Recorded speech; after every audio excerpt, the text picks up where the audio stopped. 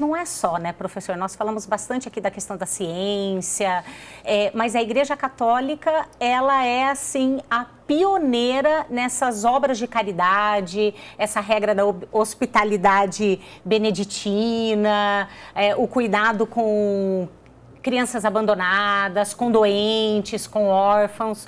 Como que isso foi se desenvolvendo ao longo do tempo? A Igreja, assim, desde o início, se a gente olhar desde a era apostólica, né? Por que os diáconos surgem na igreja? Pela necessidade dos apóstolos de se dedicarem à pregação e à administração dos sacramentos, eles não podiam servir à mesa das viúvas e dos órfãos, e aí instituíram o diaconato.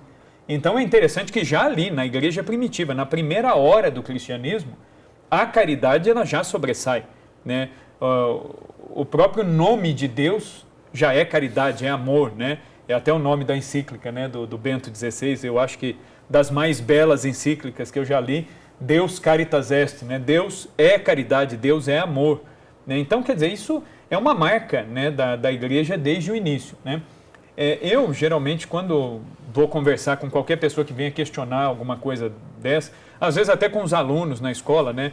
Eu ensino história e ensino filosofia, então às vezes tenha algum questionamento, porque os alunos também acabam ficando muito com esses preconceitos.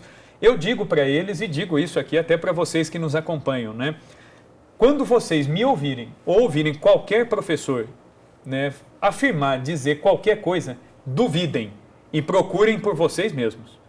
Mesmo eu que estou dizendo aqui o que a igreja fez, duvidem de mim. Será que é assim mesmo? Vá lá e estude, né, e veja se foi assim. Eu falei, então, o nosso grande problema hoje, né, eu acho que aí eu volto naquela questão filosófica, né, que é um problema filosófico. Nós não buscamos a correspondência entre o objeto, entre a coisa e a realidade. A gente fica com aquilo que a gente ouve.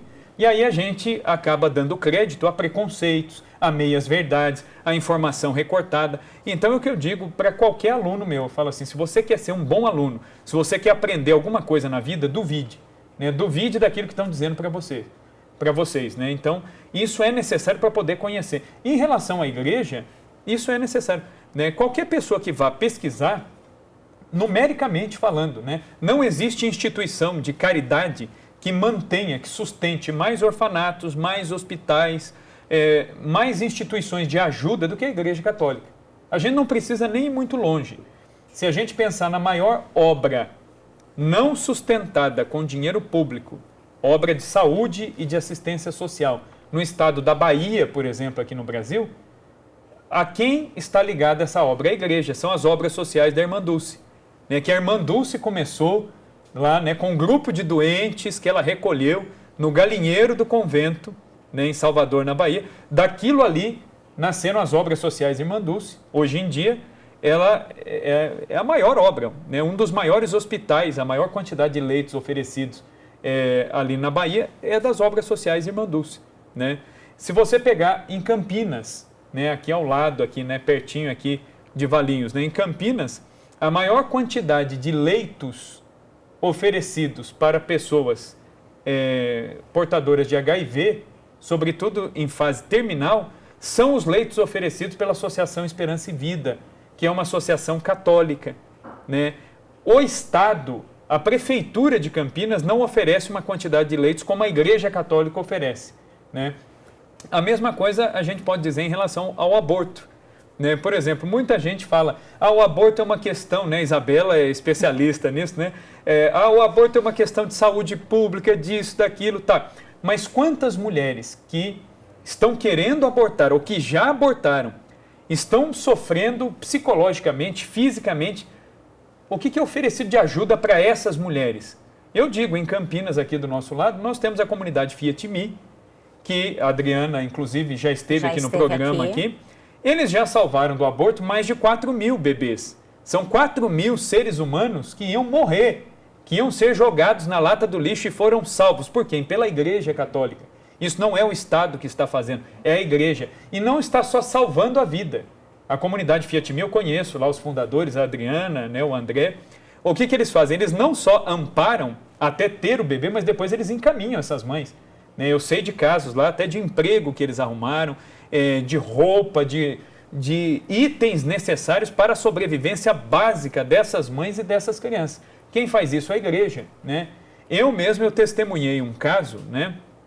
Eu não vou preservar o nome do sacerdote aqui, mas é um sacerdote da Arquidiocese de Campinas. Eu fui me confessar numa certa ocasião na Basílica do Carmo e vi uma moça desesperada e eu mesmo fiquei sem ação.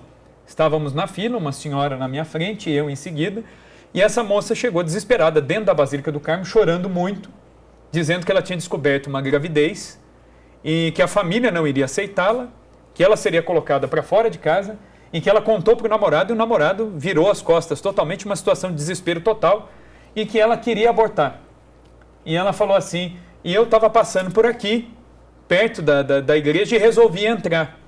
E aí ela falou assim, veio perguntar para mim e para a senhorinha que estávamos na fila, tem algum padre com quem eu possa falar? A gente, mais do que rápido, falou, não, pode entrar na nossa frente ali e converse com o padre. E isso não é alguém que me contou, eu vi. Né? Eu vi esse sacerdote nos dizendo, olha, vocês esperem aí um pouquinho que eu vou resolver a situação dela. Esse padre, ele voltou com dinheiro para ajudar essa moça. Ele voltou com uma outra pessoa da paróquia, que é conhecida minha, que é psicóloga, falou, ela vai te ajudar, ela vai conversar com você e nós faremos tudo. Não faça essa besteira, nós faremos tudo. Nem que você não tenha para onde ir, você volte aqui, que a gente vai arrumar até lugar para você ficar. Isso eu vi. Isso ninguém conta, ninguém noticia. Isso é a Igreja Católica. Né? Esses parlamentares que ficam tentando na calada da noite, como tentaram fazer há pouco, né? Tentando legalizar o aborto nos casos aí de mães infectadas pelo Zika vírus. Uma coisa indecente, né? Numa pandemia, no meio da situação em que nós estamos vivendo, né? O Supremo Tribunal de Justiça do Brasil, né? Que deveria buscar a justiça, né? O que é a justiça por definição? Dar a cada qual aquilo que lhe compete. E o direito mais fundamental de cada ser humano é a vida. Né? Não existem outros direitos se não houver vida. Quem morreu não tem direito, porque já morreu, já não existe. A existência está ligada à vida. E quem defende isso? A igreja, de maneira... mas, assim, anos-luz na frente de qualquer outra instituição, ela defende e ela preserva. Basta a gente ver a Madre Teresa de Calcutá, corajosamente, quando ela recebeu o Prêmio Nobel da Paz, ela disse, se tiver alguém que queira abortar, não aborte, me dê as crianças, eu quero. Se vocês não querem, eu quero, mandem para mim, né?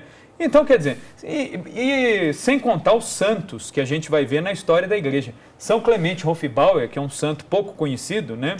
É um santo austríaco, ele adotou 200 crianças. Nossa! Ele tinha 200 crianças que o chamavam de pai. E ele não queria dar essas crianças, não, para serem adotadas pelas outras famílias, não. Ele dizia, não, eles são meus, né? Eles são meus mesmo, né? Tanto é que ele cuidava, a maioria dessas crianças, ele inclusive celebrou o casamento dessas crianças, quando cresceram, se casaram, ele celebrava o casamento desses filhos dele, ele batizava, né, os netos dele, né, que são os filhos dessas crianças que ele adotou, e foi um homem que viveu corajosamente defendendo esses órfãos, né, numa situação terrível, que era a Europa pós-Napoleão.